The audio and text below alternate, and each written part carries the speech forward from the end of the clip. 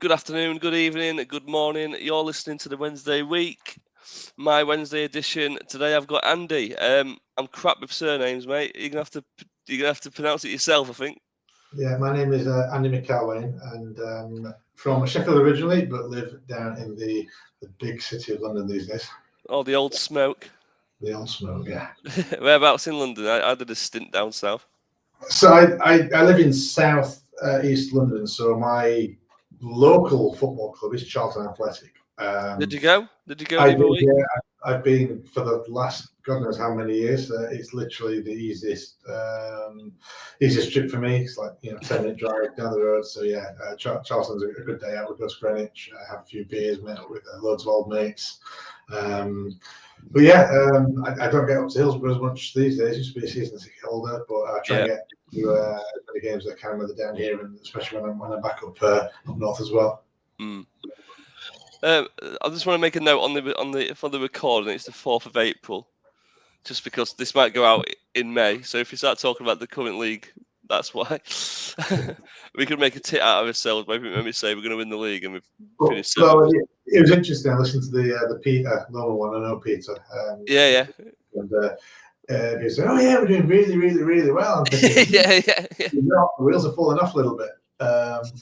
So yeah, the game against Lincoln, we should have won that, but it is what it is. We've had our game on. Maybe we just need to knuckle down a little bit now and get back to basics. Yeah. So let's just start a bit about yourself. Just tell me a little bit about yourself before we get into the depressing thing with Sheffield Wednesday. Yeah, so I'm 43 years old. I've been a Wednesday fan since I was about 8. My dad, who I don't speak to anymore, he was from Scunthorpe originally. He tried to get me to glory on Liverpool. So so he bought me like all the Liverpool annuals and everything. And then when my stepdad came on the scene, he kept going to the Wednesday games, and I didn't go at this point. And he said, "Oh yeah, Lee Chapman scored again. Lee Chapman scored again. Oh wow, this guy's fantastic." So I went to the first game, Wednesday versus Man United in 1988 on the North Stand, wooden seats. They had cushions then where you could sit on the cushions and people do chuck the cushions as well. Apparently, I didn't see that. Wednesday lost 4-2. Brian Robson scored an own goal. But I was hooked. I just loved the sight of the Kop with all the people on. And, I watched games of football. I was quite into watching live games of football by then. So I wanted to see more. So I didn't go the season after, but then in the promotion season of '91, I went to about 4 or 5 home games, stood on the cup, and some went down all the way to the bottom, and I watched it close up, and I got so hooked with it. And then as I sort of moved through school, the vast majority of my mates were Wednesday fans, so sort of going to a lot of games with them.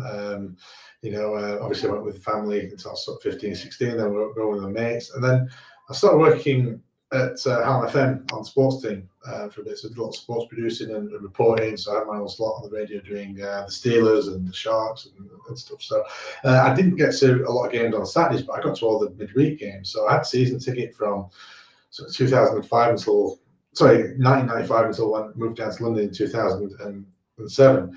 And yeah, I'm as passionate about Wednesday as I always have been. I love the club. I think the people associated with the club have been brilliant. I've got mates for life because of this football club. I've had some wonderful high times with watching this club. I've had some great big lows, well, probably more lows than highs. But I was speaking to someone on Twitter the other day who was like, sort of 20, 25, and I just feel sorry for people who didn't see Wednesday when they were so good, like I did. So when I was 11, 12, 13, I was seeing Chris Yeah, Wallace. cheers about that. Well, people of a certain generation, their best ever player, with no disrespect, is Marcus Tudguy, or Jermaine Johnson, which were decent players, but they weren't Waddles, they weren't Sheridans, they weren't Hurst, etc. So yeah, I got to see Wednesday when we were in a really sort of good position and going to cup finals and things like that. And I've definitely gone through the whole roller coaster. I've seen Wednesday at around 70 grounds across the country. That's including like old and new grounds, so Coventry's twice and Colchester's twice, etc. So I've definitely been around. A lot of grounds I need to get to as well. But yeah, there's always the hope that there's going to be new grounds to see in the next couple of years. Okay, so we'll hit on that because I was talking about this the other day about football being a bit more than just about winning. Because if it was only about winning, we wouldn't support Sheffield Wednesday. No. What have you got any games what you can remember? Even if we lost, just a game. What you like games you just fond memories of supporting this club? So yeah, there's a couple. I mean, I went with a couple of mates to Birmingham away a couple of years back when we won 2-1. Hooper scored 2 goals in space of a minute, and it was It was a just fantastic day. yeah, one day. It was Pissed it down lashing as well, down with wasn't it? rain, absolutely lashing it down with rain. Yeah. We should have got a hiding. The first half was we were absolutely dreadful, and the second half we just turned it on and we just played. I just think then we said, yeah, something might happen this season. Something special might happen, and getting 2 goals away like that away from home when you're down 2 goals in a minute was just bedlam. I've never seen anything like it. We had a chance right in the middle of it as well. I think it was a New You header or a New You shot or something. Knew you changed that game. Yeah. But yeah, I also remember on the flip side of that, me and a mate went up to see Hartlepool in League One. This is a couple of weeks before the playoffs in 2005. Again, lashing down in rain, so there's some sort of familiarity there. Absolutely lashing it down in rain, and don't know if anyone's ever been to Hartlepool, but it's like a little terrace on the main stand, and we were in the press box, and we got there about 5 minutes late. We had to go up with all our kit, under terraces and everything. Literally got set up. My mate started commentating for the radio station, and I was just like sat there, and literally he plugged it in, and they scored, and they won 3-0, and we were thinking, yeah, we're not even going to make the playoffs. And at the time, I was writing for a Wednesday website, the Footy Med website. So I was getting interviews like after the game. So I was like, interviewing like loads of players. And I was really chummy with them. I went on a couple of nights out with them, and none of them wanted to talk. They were just absolutely no, thank you. It was just horrendous. But yeah, highs and lows. I've sort of seen it all, I think. And when I was at those cup finals in '93, my old man said to me, "I'm really." He said, "Oh yeah, we'll be back here." And he said, "Well, we'll never be back here again." I said, "Oh, we'll be back here in a couple of years."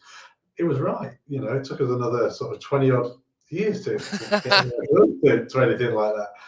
So yeah, you sort of take the you take the rough with the smooth, I guess, following this club. Yeah, because I was given this club in 1990 when I was born, and I think at the time, my parents and my sisters probably thought they were doing me a favour because my dad's a Southerner and he grew up a Chelsea fan, home and away Chelsea. But at the time, in 1990, Wednesday was probably better than Chelsea, so they probably thought they were doing me a favour by giving me Wednesday.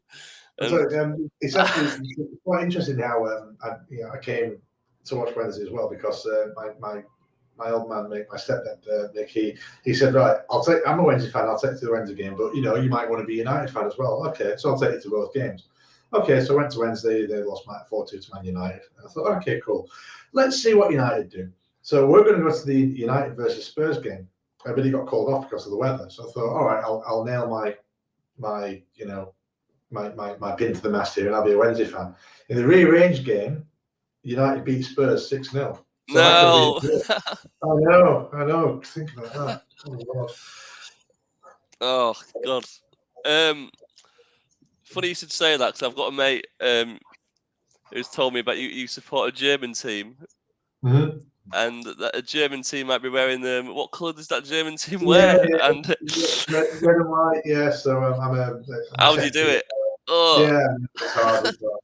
My second team were FC Cologne in Germany, so I went over there on my stag bash and really fell for the city and the people there, and had such a good time. Been over the team 3 or 4 times, and it's been great. It's a brilliant stadium and great atmosphere, and they've always won when I've been there. Some sort of lucky mascot.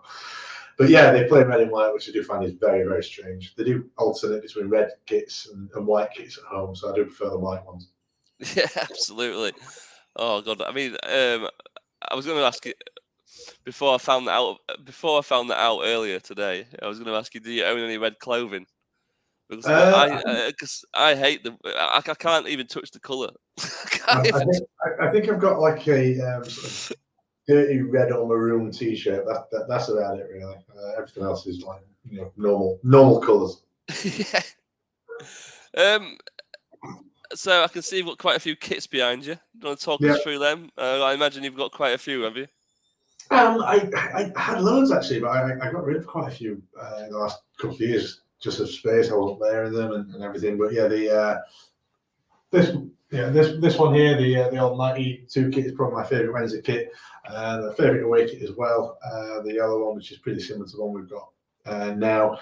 And yeah, the other one was like from 1986. I wasn't a fan then, but I really like that kit, and it's how it should be: nice blue and white stripes, and none of this blue body nonsense and white sleeves and pinstripes and stuff. It's got to be nice blue and white stripes. I didn't mind the anniversary kit. It's just a shame that the anniversary season was an absolute steaming pile. Yeah, it was awful. No, I couldn't get on with that kit. And even the same in '95 when we had that like retro Birmingham City away kit, what Mark de Greiser wore with the white and then the blue and then the white arms. That was horrendous. Blue and white stripes, it's just stick to that. That's fine, thanks. Yeah. So let's go into players then. You did sort of talk about it a second ago.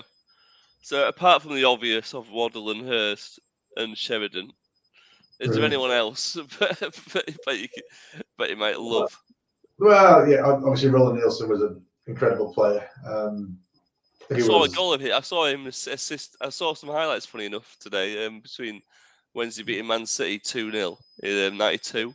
yeah. And Nielsen's assist was like insane. I watched it thinking, Christ, I wish we had that now.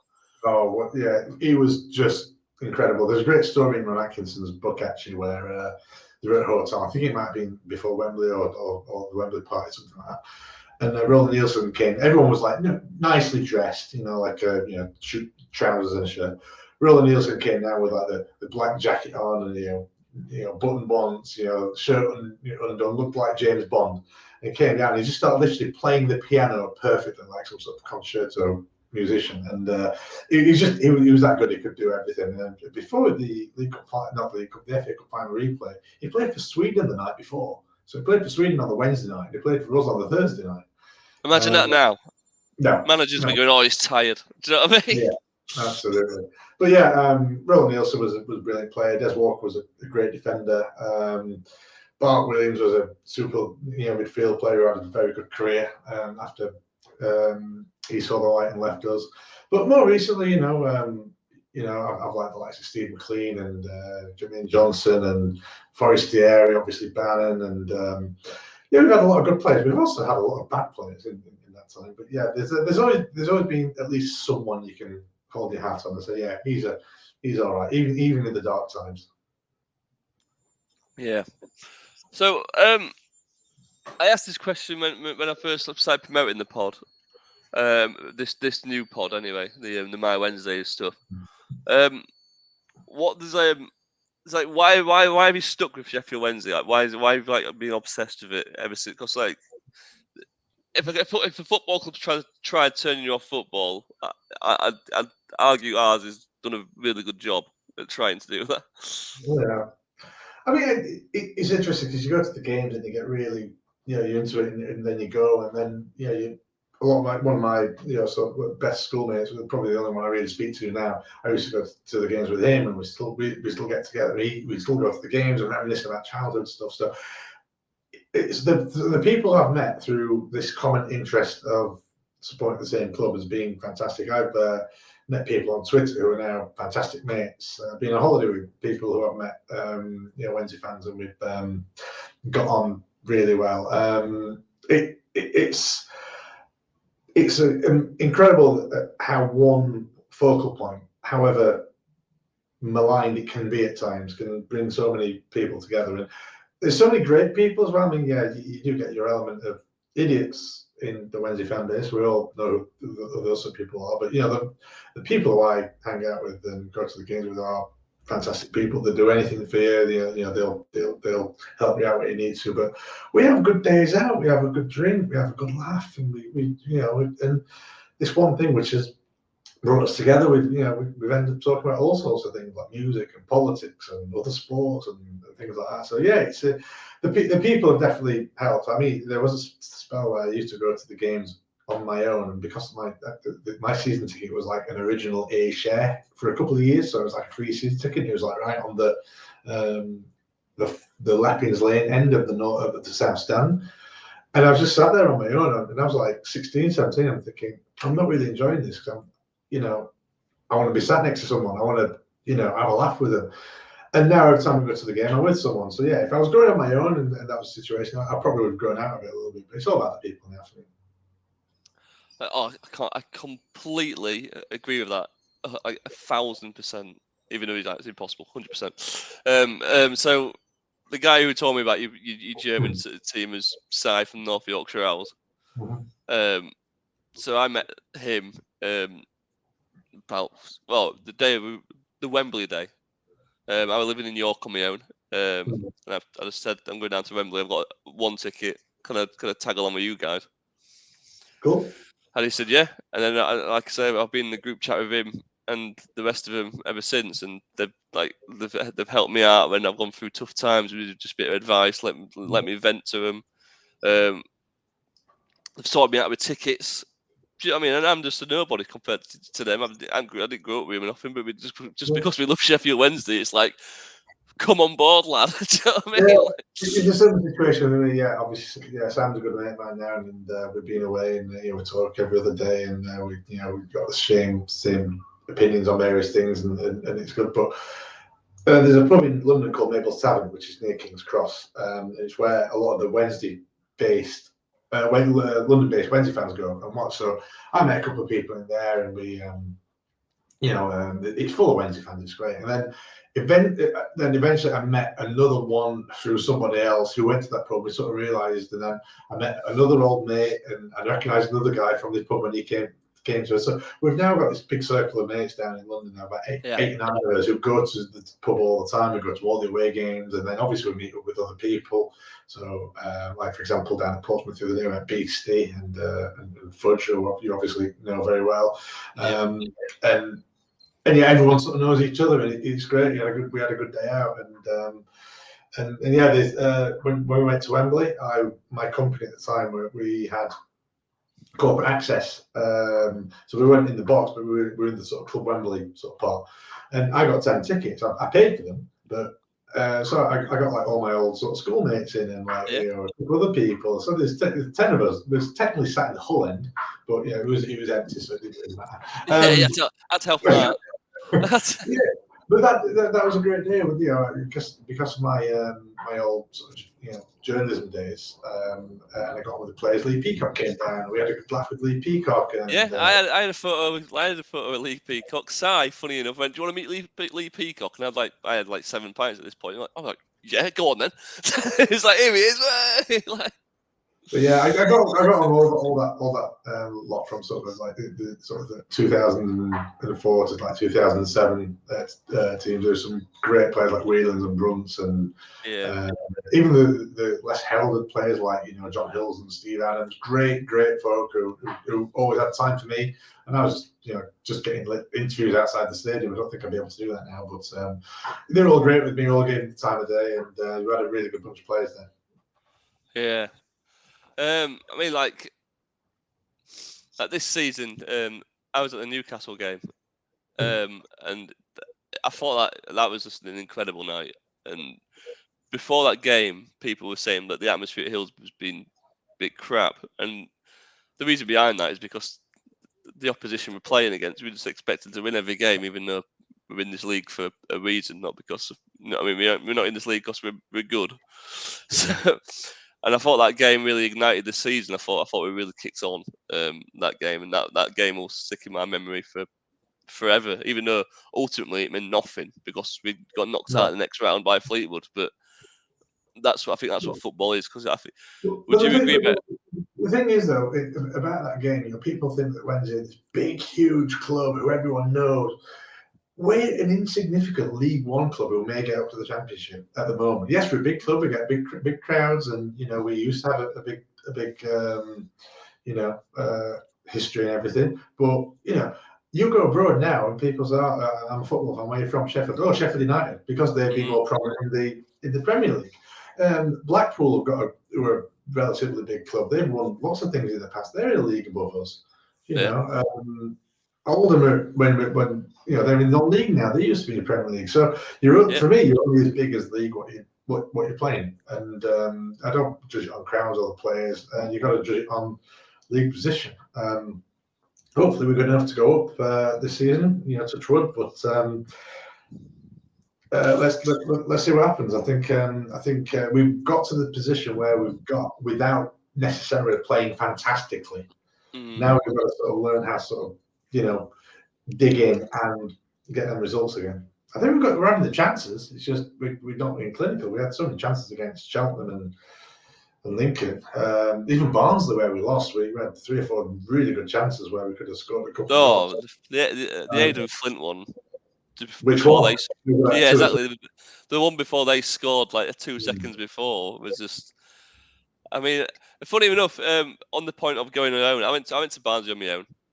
Got offered a ticket by Si, funny enough, the night, but the day before, and I would just for the night. The 2 geezers to the left and right of me, we were just chatting all game. Good. We never spoke, never asked each other's names, and we just spoke all game like we knew each other forever. Because I've been lucky enough to be quite well travelled, and I've seen quite a lot of the world. And I was walking around Bangkok in Thailand with a Wednesday shirt on, and this bloke came up to me, and he's like, "Oh, you're a Wednesday fan?" So I thought, "Yeah, mate. Why else would I be not wearing this shirt?" And so, "Yeah, I'm a Wednesday fan. I've lived over for years." And we had a chat with him for half an hour. And he said, "Oh, have you been to this pub?" No. So he told me this pub. He didn't tell me, just go to this pub and you'll like it. I went in this backstreet boozer in Thailand, in Bangkok. It was a Wednesday pub. Wednesday scarves, Wednesday shirts, and it was just, oh, wow, how did this happen? I think it was called... owned by Chansiri, by any chance? I think this was before Chansiri. 2015 season, but unbelievable. It's like, there's a Wednesday pub in Thailand. It's... that is mental. That is mental. It's crazy how many fans we have got across the world, and it's one of the. It is a big bugbear, but we just seem to be shit all the time. But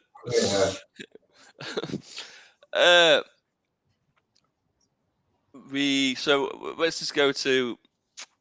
I'm going to think of. I'm trying not to ask like the same questions that everyone else has asked to try and keep these podcasts fresh, but it's quite difficult. Let's just go for so apart from 91 and 93, what would be your favourite season?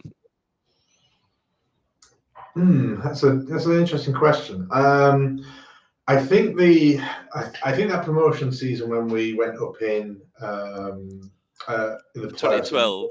The one at Cardiff. Okay, was great because my mate was working for the radio station, and he was literally driving me to away games. So I got to literally 80% of those games that season. So that from just seeing some really random stadiums and results and performances, that was probably my favourite season. But yeah, I don't think. I think in recent memory, 2016, 2015, 2016 was a great season where I was at Brentford, and when everyone started singing the Carlos song, and that was like its inception, wasn't it? That yeah, game? well, yeah. I wasn't at the Arsenal game, but watching that on TV, and remember going into my team the day after at work with Arsenal fans, and I was because they would give me grief all day, so that was good to give them some back. But yeah, just when you play well and you do well, obviously you're going to have better memories and happier times. And this season has been all right. Like I said earlier, we haven't exactly set the world alight yet, and I think we haven't. I don't think there's been many games we've come out and said, "Wow, we were fantastic today." We've had just a dig our heels in that attitude with all games. which is good. For me, I would rather win 1-0 any day of the week than draw 3-3. It's all about winning. It's a results business. Get a win by hook or by crook, and don't care how you do it. Just get the win. And that's what's really annoying about this. Annoyed me about this current run we're on. What we got 3 points out of 15 at the moment. I mean, we've only got 2 draws, but I'd rather us have won one of those games. Yeah, agreed. Because at least you got a win out of it. Yeah, I mean, in fairness, Bolton were a decent side, and they were better than us in that second half. I think the run was always going to come to an end at Barnsley. However, we had them chances to win that game easily. We gifted them 3 goals in that game. We did. Yeah. The Lincoln game, we had 4 or 5 chances. We defended awfully against Cheltenham, but we should have won that game with the chances what we had, especially with Denner at the end. It's interesting. We're getting the chances now, although we didn't get the chances when we were winning the game. We had the 1 goal, and we stuck with it. But now we're getting chances we can't score. But yeah, we've got the injury problems. I still think we should be all right to get up. But I just don't want to be getting into the playoff situation because that would be. I just don't think we've got the bottle for that anymore. No. I'll still argue. I've not seen Wednesday win a title, so this argument goes without previous. Well, but I think going up by the playoffs is always really, really enjoyable. But you've got to win them, haven't you? Yeah, but I mean, it would be nice to get the title. Absolutely, no argument there. But give me promotion any day of the week. If we get to go to the Cardiff Game and get a win for the title, but we were already promoted, fine, go for the win. But we just need that promotion. We need to be out of this league. It's we need to push on. Yeah, it's funny when you mentioned the Cardiff game. I just remember the stat from that game. I think we out of all the teams that went to Cardiff during Wembley being rebuilt, we took the most fans of any club who went there. Mm-hmm. So bear in mind, like Liverpool's gone there and Man United's gone there. Cardiff went there as well. Yeah. So I think what is it? Was it like 45,000 Wednesday fans went to Cardiff? It was incredible. I mean, more than Hillsborough. Do you know what I mean? More than Hillsborough and all. It was just insane. Like how much, Hillsborough before it got. It was a great day. It was a brilliant day. I mean, that was. I saw people crying that day, and I was sat. I could where the press box was. I was sat just to the left of it, so I had an incredible view, and just seeing like all the Wednesday fans in your eye line, and then it was brilliant. And we did that the hard way. It's not easy. It wasn't a penalty, was it? Watching back, never a penalty in a million years. I know, and we still cry about things going against us. Well, everything happens, doesn't it? I mean, the other day we had the penalty against Bolton. That was a cast iron penalty. Then we got one the other day, which was given for something. Yeah, it swings around about. It's a game of luck as well. Football. It's not just about skill and effort. There's lots of luck involved. So before we wrap up, because we've done about half an hour already, that's gone quickly, Andy. You've got a daughter. Are you going to try and blood her into it? Or are you going to let her have a Southern club and let her have a bit more happiness for me? Well, the problem is with getting my little one involved with Wednesday is it could be classed as child abuse. I don't really want to go down that route. She does watch football here and there. She calls us Football Wednesday, which is really good. But she doesn't really care, to be honest. If she has an interest, I'll definitely take her. I'll take her. I'm a Sheffield Wednesday fan. Let's go to watch a game at Hillsborough. But if she wants to, as long as she wants to go to the game, that's fine. I mean, I wouldn't be really happy if she's a glory hunter. I really don't agree with that. But if she wants to go and support Welling United, which is my local non-league side, or Charlton, or West Ham, or anything, fine. But then again, I might be moving somewhere else. I might not be in London, but yeah, I'd love to take her if she's interested. But it's a long way away from that at the moment. Yeah, so my partner, like I said, I met her down south, and she's an Arsenal fan. So I've got this. My toddler, my 3-year-old. He knows of football now. He sees the badge. He knows that's his football team. But when he gets to like 15, and if we're still in like languishing down like the bottom end of the Championship and yo-yoing between League One and the Championship, and it's like, hang on, my mum's an Arsenal fan. I can support Arsenal, so I really need Wednesday to get to the Premier League in the next 10 years. Like, it's a real tough one to parents because if your team isn't doing great and then you watch a match today and see Man City with these great players and play football, you know, it's tough. And obviously you see those games as well. When you're in League One, you don't see anything because no one really gives a damn about it. No coverage, is there? No, even when on Sky we get like 5 minutes before the game. Here's the teams, kick off in 5 minutes. And I can't blame him. Because if it wasn't my club, I would very seldom watch a League One game. Yeah, exactly. Yeah, if it was Forest Green versus Derby on Sunday, you'd be like, I'm not watching that. I'm not bothered. No, I wouldn't watch it in my back garden. yeah, exactly. Yeah. So, but because we're biased, so like we should be talking about this. We're massive. We're Wednesday. No, we're not massive. No, I just say irony now because it just winds people up. It's just like... Yeah, but we get fans that believe our own hype. Yeah. Sometimes there's not much to hype about. No. It is the greatest feeling though when Wednesday score. It really is like the best feeling you ever feel. You know, next to the birth of your children.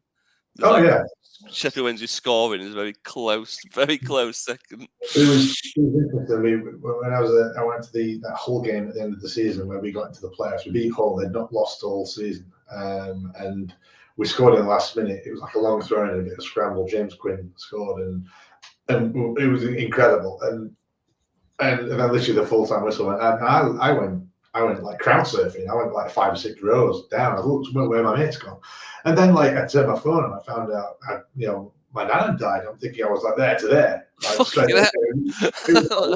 it's like just but those highs are amazing. And like I was rolling around in the aisle at Portsmouth, and it is great. It's fantastic. You hug strangers, you get elbowed by people, and it's amazing. And I don't think there's any other sort of sport like that. I mean, one of the reasons why I don't want to get into the Premier League, I don't want to get VAR.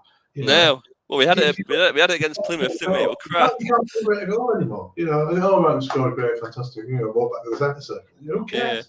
I don't want that in football. No. So yeah, I love watching the games. Love seeing the mates, having a few beers, and just